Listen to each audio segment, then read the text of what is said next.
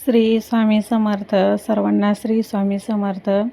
देवघरातील कुलदैवतेचे टाक कसे असावे त्या विषयावर आज आपण बोलणार आहोत. तर कसे टाक असावे तर ते आता मी सांगते तुम्हाला. अनादी काळापासूनच मानव आपल्या संभोवतालाच्या मर्यादात निसर्ग शक्तींना दैवताच्या रूपात पाहत आला आहे व त्यांचे विविध रूपातून पूजन करीत आला आहे. निसर्गाच्या या अमर्याद शक्तीचे पूजन करताना त्याने चराचराचे देव पाहिले व त्यांना मूर्ती रूप देऊन त्यांचे मंदिर उभारून पूजा करू लागला.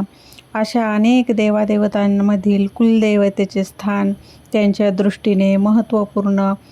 कुळाच्या आचाराने देव हे त्या कुळांचे कुलदैवत.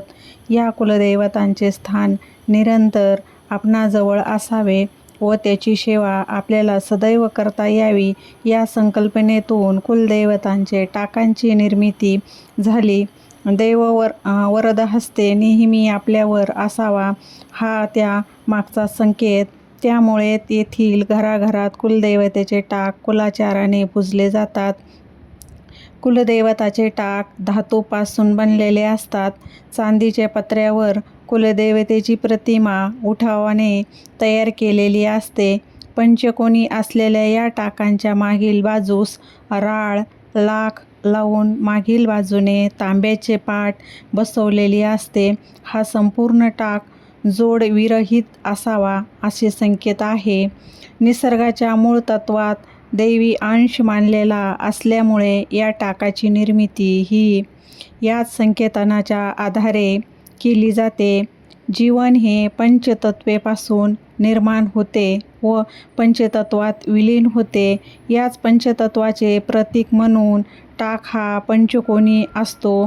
पांढरा रंग हा निर्मळतेचा व प्रकाशाचे प्रतीक. या प्रकाशातूनच जीवन फुलते म्हणून चांदी या शुभ धातूचा उपयोग टाकाच्या प्रतिमेचा भाग बनण्यासाठी केला जातो.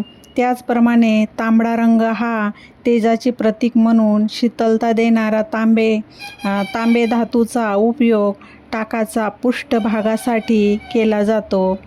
मुख्य भाग व पृष्ठभाग यामध्ये निसर्गात मिळणाऱ्या ज्वलनशील राळ लाख या पदार्थांचा उपयोग केला जातो. हा ऊर्जाचे प्रतीक आहे व ऊर्जा हाच जीवनाचा आधार मानला जातो.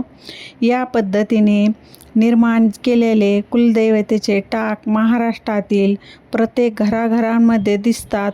कुटुंबाची रोजची पूजा यासाठी नैमित्तिक कुलधर्म कुलाचारासाठी कुळातील प्रत्येक देव घरात टाक असलेच पाहिजेत असा पारंपरिक धर्मसंकेत आहे. तर हे आहेत कसे टाक असावे त्याविषयी आपण तुम्हाला सांगितलेले आहे. तर सर्वांना श्री स्वामी समर्थ.